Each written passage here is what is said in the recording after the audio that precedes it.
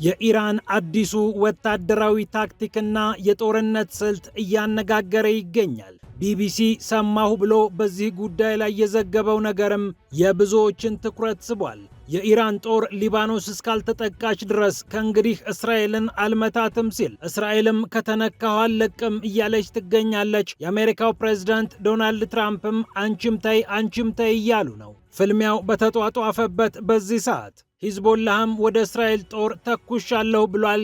በኢራን በሁቲና በሂዝቦላህ እየተመራ ያለው ግንባርም ጦርነቱን ይበልጥ የማቀጣጠል አቅም እንዳለው አሳይቷል። ጉዳዩን እንመለከተዋለን። የአሜሪካው ፕሬዝዳንት ዶናልድ ትራምፕ ለተለያዩ ጥቃቶች የሚጠቅሙ ደሴቶችን በገንዘባቸው ሊሸምቱ እንደሆነ ተሰምቷል። ይህ ደግሞ ብሪታንያን በባዶ ኪስ ያስቀራታል እየተባለ ይገኛል። ደሴቶቹ የትኞቹ ናቸው? ብሪታንያስ እንዴት ትከፋለች? የትኞቹ ጥቃቶች ከነዚህ ደሴቶች ሊመጡ ይችላሉ? የሚለውን ጉዳይ የእንግሊዝ ሚዲያዎች ዘርዘር አድርገው አውጥተውታል።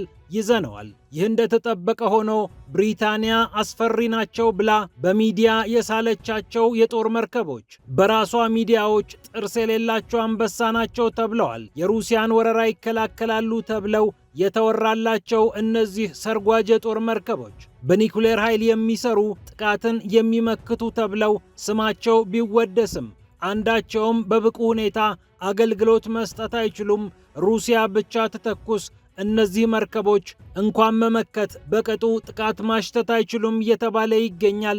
ይህንንም እንመለከታለን። በሌላኛው የዓለም ክፍልም ውጊያው ቀጥሏል። የሩሲያ ጦር ኃይሎች በዶኔስክ ስር የምትገኘውን ወሳኟን አካባቢ በቁጥጥሬ ስር አውያለሁ ብሏል። የዩክሬን ጦርንም አጽድቻለሁ እያለ ነው። ወደ እናንተ ይደርሳል። እንዲሁም የቻይናው ፕሬዝዳንት ሺጂንፒንግ ሰሜን ኮሪያ ሲገቡ የተደረገላቸው ደማቅ አቀባበል ትኩረትን አግኝቷል። ከባለቤታቸው ጋር ሆነው ፒዮንግያንግ ሲዘልቁ ሺጂንፒንግ በደማቅ አቀባበል ልባቸው ሞቋል እየተባለ ነው። ሁለቱ እስያዊ ሀገሮች የሚነጋገሩባቸውና የሚወስኑባቸው ጉዳዮችም ከወዲሁ ቀልብን ስበዋል። ፒያሳ ኔትወርክን ስትከታተሉ ሁሉንም በጥልቀት ታገኛላችሁ። ፒያሳ ኔትወርክን ሰብስክራይብ፣ ላይክ እና ሼር በማድረግ የፈጣን የተአማኒ የጥልቅ ዘገባዎች ቤተሰቡን ስንል በአክብሮት ጋብዘናል። ብስራት ከፈለኝ ነኝ። አሁን ወደ ጉዳዮቻችን አለፍን።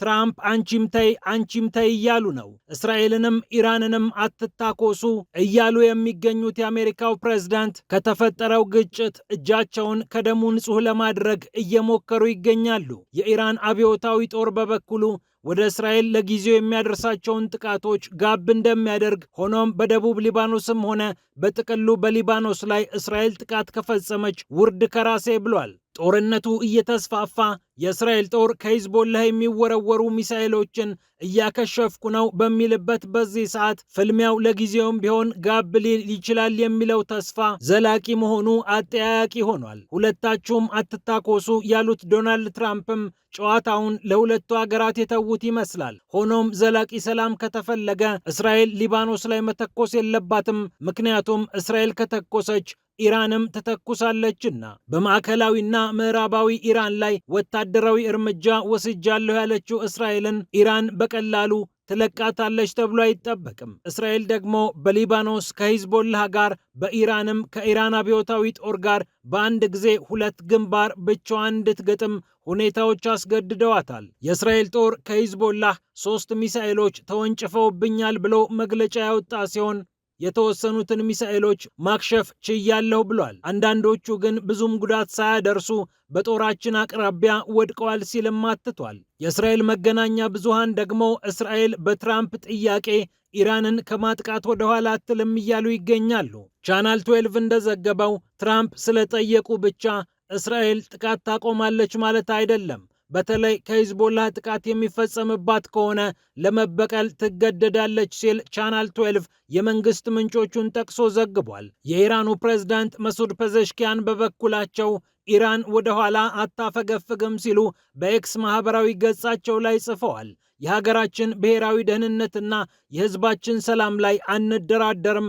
ለነዚህ ቅድሚያ ሰጥተን ሁልጊዜም በችግርም ፊት ቢሆን ገፍተን እንቆማለን ሲሉ አትተዋል። የሀገራቸው አብዮታዊ ጦርም ሊባኖስ ላይ ከተተኮሰ እኛም እንተኩሳለን ብሏል። የኢራን አብዮታዊ ጦር ማዕከላዊ ማዘዣ ኻታም አልአንቢያ ለጊዜው ነው ጥቃቱን ጋብ የምናደርገው ሲል በአጽንኦት አስጠንቅቋል። ሂዝቦላህ በእስራኤል ወታደሮች ላይ እየተኮሰ ኢራንም የበቀላ ጥቃቶቿን የምትቀጥል ከሆነ እስራኤል በሁለት ግንባር መፋለም ይጠበቅባታልና የአሜሪካው ፕሬዝዳንት ዶናልድ ትራምፕ ደግሞ አልደግፍሽም የሚል ዘወርዋራ መልእክት ሰደውላታልና እስራኤል ነገሩን በጥንቃቄ ልትመለከተው እንደምትችል እየተነገረ ይገኛል። ሆኖም ግን አሜሪካ መልሳ በውጊያው የምትገባበት ከሆነ ኢራንም በተመሳሳይ ከሁለት ኃይሎች ጋር የመፋለም ግዴታ ውስጥ ትገባለች። የቢቢሲ ዘገባ ደግሞ ኢራን አዲስ ስልት ነድፋለች ይላል። አንጋፋዋ የቢቢሲ ዓለም አቀፍ ጋዜጠኛ ሊስ ዱቼት ኢራን ከትላንት ተምራ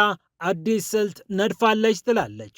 ከኢራን ከፍተኛ ባለስልጣናት ሰማሁት ያለችውንም እንዲህ ታትታለች። ባለፈው የተካሄደው የ12ቱ ቀናት እየተባለ በሚጠራው ጦርነት ጊዜ ከእስራኤል ጋር ኢራን በተታኮሰችበት ወቅት በርካታ ወግ አጥባቂ የኢራን ፖለቲከኞችና የሃይማኖት ሰዎች እንዴት ነው እንደዚህ ዝም ብለን የምንመታው ብለው የሀገራቸውን መንግስት ሲወተውቱ ሲነቅፉም ነበር። ተመልከቱ፣ እኛ እኮ እንደ ሞኝ ነው እየተንቀሳቀስን የምንገኘው ብለው እነዚህ ወግ አጥባቂዎች ሲወተውቱን ነበር ያሉት የኢራኑ ባለስልጣን አሁን አብዛኞቹ በስልጣን ላይ የሚገኙትና ውሳኔውን የሚሰጡት እነዚህ ሰዎች ሆኑ። ከዚህ ቀደም በእስራኤልና አሜሪካ ጣምራ ጥቃት የተገደሉት የኢራኑ መንፈሳዊ መሪ አያቶላ አሊ ኻሜኒ ከቦታው የሉምና ኢራን የቁጥብነት ፖሊሲዋን አስቀረች። ከዚህ ቀደም ኢራን በምትጠቃበት ጊዜ ስትራቴጂያዊ ትዕግስት የሚባል መርህ ትከተል ነበር። ጥቃት ቢፈጸምባትም ጥቃቱን ግብታዊ በሆነ መንገድ ላለመመለስ ትሞክራለች። ይልቁንም በቀጠናው ካሰማራቻቸው አጋሮቿ ጋር ተጣምራ ወታደራዊ እርምጃ ትወስዳለች። ውጊያውን ዘላቂ በማድረግ በጠላት ላይ ኪሳራ እንዲመጣም ታስባለች። ሆኖም ይህ ጨዋታ ተቀየረ። አያቶላ አሊ ኻሜኒ ተገደሉ። የኢራን ወሳኝ አመራሮች በአሜሪካና እስራኤል የአየር ጥቃት ሞቱ ተባለ።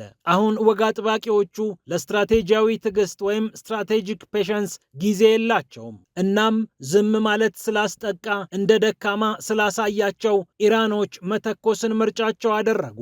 አንድ ከተተኮሰባቸው ሁለትም ሶስትም ያርከፈክፋሉ።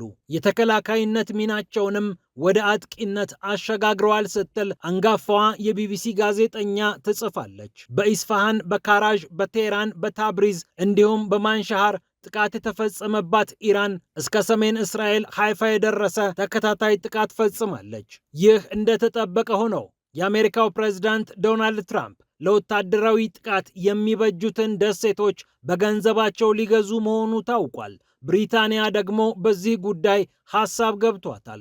የብሪታንያው ቴሌግራፍ እንደዘገበው የአሜሪካው ፕሬዝዳንት ዶናልድ ትራምፕ ቻጎስ የተባሉት ደሴቶችን በገንዘብ የመግዛት ዕቅድ አላቸው ብሏል። የአሜሪካው ፕሬዝዳንት እነዚህ ደሴቶች ወደ ሞሪሸስ በመመለሳቸው ብሪታንያን በቅርቡ መውቀሳቸው ይታወቃል። ዲዬጎ ጋርሻ የተባለውንና አሜሪካና እንግሊዝ የሚጠቀሙበትን ወታደራዊ የጦር ሰፈርን ጨምሮ በርካታ ደሴቶችን የያዙት ቻጎስ ደሴቶች ወደ ሞሪሸስ እንደሚመለሱ ይጠበቃል። ብሪታንያ ለ200 ዓመታት ያህል ይዛቸው የቆየች ቢሆንም አሁን ግን በዓለም አቀፍ ደረጃ በፍርድ ቤት ጭምር ተከሳ ለሞሪሸስ ለመመለስ ተገዳለች። ትራምፕ ደግሞ እንዴት ትመልሻለሽ ብለው ተቆጥተው ነበር። አሁን ፊታቸውን ወደ ራሷ ወደ ሞሪሸስ በማዞር ልግዛሽ ሊሉ እንደሆነ ቴሌግራፍ ጽፏል። ሞሪሸስ ግን ምንም የደረሰኝ የግዢ ጥያቄ የለም ብላለች። እናም ብሪታንያ ለሞሪሸስ እነዚህን ደሴቶች ካስረከበች በኋላ የመደራደር ሐሳብ አላቸው ይላል ቴሌግራፍ። ብሪታንያ የ99 ዓመት የሊዝ ውል ተፈራርማ ደሴቶቹን እንደምትለቅ ይጠበቃል። 2500 የአሜሪካ ወታደሮችን ከቢቱ ቦምብ ጣይ አውሮፕላኖች ጋር የሚያስተናግደው ዲዬጎ ጋርሻም በዚህ ምክንያት በሞሪሸስ ጥላ ስር መውደቁ አይቀርም። ሁቲዎችን ለመምታትና ኢራንንም ለማጥቃት የታጨው ዲዬጎ ጋርሻ ደሴትን አሜሪካ በቀጥታም ይሁን በተዘዋዋሪ በቁጥጥሯ ስር ማዋል እንደምትፈልግ ሲነገር ቆይቷል።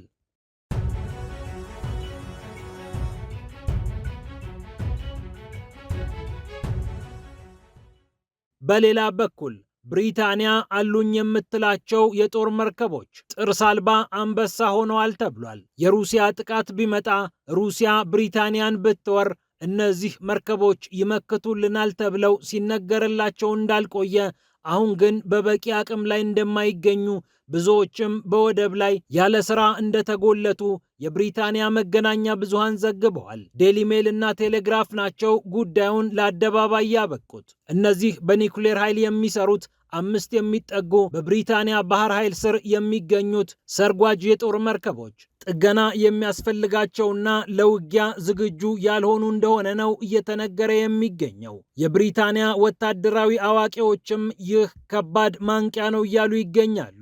በርካታ ቶማሃውክ ሚሳኤሎችን እና በውሃ ውስጥ የሚያልፉ አደገኛ መሳሪያዎችን ይሸከማሉ የተባሉት እነዚህ ሰርጓጅ መርከቦች ኖርዌይን ጨምሮ ባሉ በተለያዩ ወደቦች ያለ ሥራ መቆማቸው ተሰምቷል። ባለፈው ሳምንትም ዴሊ ሜል 3.5 ቢሊዮን ፓውንድ ወይም 4.6 ቢሊዮን ዶላር የሚያወጣ ግዙፍ የጦር መርከብ በኖርዌይ ወደብ ለጥገና እንደቆመ መዘገቡ ይታወቃል። ላለፉት 3 ዓመታት በተከታታይ እንዲህ አይነት ዘገባዎችን የሰራው ዴሊ ሜል የብሪታንያ በኒውክሌር የሚሰሩ የጦር መርከቦች አሁንም በቂ አገልግሎት እየሰጡ አይደለም ሲል መዘገቡ ለብሪታንያውያን አስደንጋጭ ሆኖባቸዋል።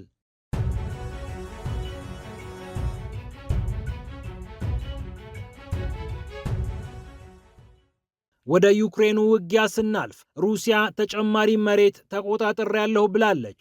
ኪሚክ የምትባለውን በዶኔስክ ሪፐብሊክ የምትገኘውን ስፍራ ነው ሩሲያ በጦር ኃይሏ አማካኝነት ጠቀለልኩ ያለችው። የግ የተባለው የጦር ክፍል ለግዳጁ ምስጋናውን ወስዷል። የሩሲያ የመከላከያ ሚኒስቴር ሰኞ ዕለት ባወጣው መግለጫ ነው ይህንን ያለው። የኪሚክ ነፃ መውጣት በቀጣይ የኢንዱስትሪ ዞኖችን ለመቆጣጠር ይረዳናል ሲል የጦር ኃይሉ አሳውቋል። ከ450 በላይ የሚሆኑ የዩክሬን ወታደሮች እንደሞቱም መከላከያ መስሪያ ቤቱ አሳውቋል። ያግን ጨምሮ የድኔፕር፣ የዛፓድ፣ የሲቭር እና የሴንተር የጦር ክፍሎች ከ35 እስከ 325 የሚደርሱ የዩክሬን ወታደሮችን ገድለናል ብለዋል። የዩክሬን ወታደራዊ መሠረተ ልማቶችንና የኃይል ማመንጫዎችን ሩሲያ እንዳጠቃች አሳውቃለች።